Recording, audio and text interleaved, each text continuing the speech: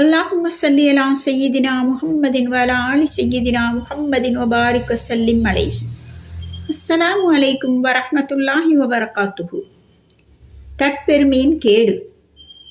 தற்பெருமை என்பது மனிதன் தன்னை பிறரை விட சிறந்தவனாகவும் உயர்வானவனாகவும் கருதி மற்ற அனைவரையும் அற்பமாகவும் மட்டமாகவும் கருதுவதுடன் அவனது பார்வையில் எவரையும் மதிப்பளிக்க மாட்டான்.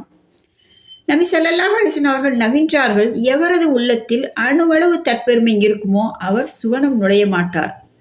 அப்போது ஒருவர் நபி அவர்களிடம், ஒருவர் தனது ஆடை நன்றாக இருக்க வேண்டும், தனது காலணி நன்றாக இருக்க வேண்டும் என்று விரும்புகிறார், இதுவும் தற்பெருமையாகுமா என்று வினவினார். அதற்கு நபி அவர்கள், இல்லை, இன்னல்லாஹ ஜமீலுன், நிச்சயமாக அல்லாஹ் அழகானவன், யுஹிப்பு ஜமாலுன், அல்லாஹ் அழகையே விரும்புகிறான். தற்பெருமை என்பது சத்தியத்தை ஏற்காமல் இருப்பதும் மக்களை கேவலமாக கருதுவதுமாகும் என்று கூறினார்கள். தற்பெருமை என்பது மனநோய்களில் ஒன்றாகும். மனிதனுக்குள் இந்நோய் உண்டாகிவிட்டால் அது அவனது இம்மை மறுமையை நாசமாக்கி விடுகின்றது. ஒரு முஸ்லிமுடைய லட்சியமே அல்லாஹ் நம்மை நேசிக்க வேண்டும் என்பதுதான். ஆனால் தற்பெருமை கொள்பவர்களை அல்லாஹ் நேசிப்பதில்லை.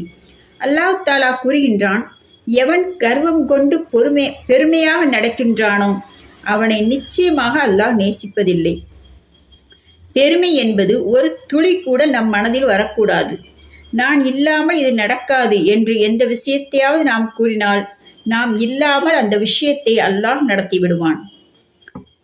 நபி ஸல்லல்லாஹு அலைஹி வஸல்லம் அவர்கள் கூறினார்கள், எம் மனிதன் தன்னைத்தானே உயர்வாக கருதி தற்பெருமை கொண்டு நடப்பானோ அவன் மறுமை நாளன்று தம் மீது சினம் கொண்டவனாக அல்லாஹ்வை சந்திப்பான். இன்னொரு முறை நபி ஸல்லல்லாஹு அலைஹி வஸல்லம் அவர்கள் கூறுகிறார்கள், 3 நபர்கள் நரகில் முதலில் நுழைவார்கள். 1 அநீதி செய்யும் தலைவன், 2 பொருளின் கடமையை தான தர்மம் நிறைவேற்றாத தனவந்தன், 3 தற்பெருமையடிக்கும் ஒரு மனிதர்.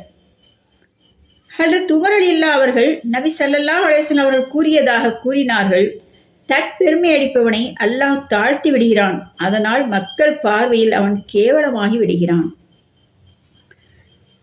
நபி ஸல்லல்லாஹு அலைஹி வஸல்லம் அவர்கள் கூறினார்கள், மறுமை நாளன்று பெருமை அடிப்போர் சிவப்பு சிற்றெரும்புகளைப் போன்று உயர்த்தப்படுவார்கள்.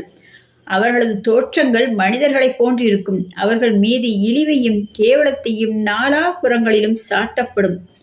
நரகின் ஒரு சிறையின் பக்கம் அவர்களை இழுத்து செல்லப்படும். அதன் பேர் பூலஸ் என்பதாகும். அவர்கள் மீது கொழுந்து விட்டெறியும் நெருப்பு இருக்கும். நரகவாசிகளின் சீலை அவர்களுக்கு புகட்டப்படும். நபி ஸல்லல்லாஹு அலைஹி வஸல்லம் அவர்கள் பிலால் ரலியல்லாஹு அவர்களிடம் கூறினார்கள், நரகம் ஒரு ஓடையாகும், அதில் ஹப்கப் என்ற கிணறு உள்ளது.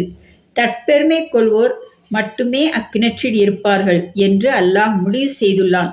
பிலாலே, நீர் அத்தகைய நபர்களை விட்டும் தம்மை தற்காத்துக் கொள்வீராக என்று கூறினார்கள். வேறொரு ஹதீஸில் நபி ஸல்லல்லாஹு அலைஹி வஸல்லம் அவர்கள் கூறியுள்ளார்கள், மனிதன் தற்பெருமை கொள்வதினால் அவனது பெயர் பெரும் பெரும் அநியாயக்காரர்களுடன் அழிச்சாட்டியக்காரர்களுடன் எழுதப்படும். அவர்களுக்கு கிடைக்கும் தண்டனையே இவனுக்கும் கிடைக்கும் என்று கூறினார்கள். எனவே தற்பெருமையிலிருந்து எப்போதும் விலகி இருப்போமாக. எல்லாம் வல்ல அல்லாஹ் நமது சேவைகளை கபூல் செய்வானாக. வாஹிர் தஅவானா அனில் ஹம்துலில்லாஹி ரப்பில் ஆலமீன்.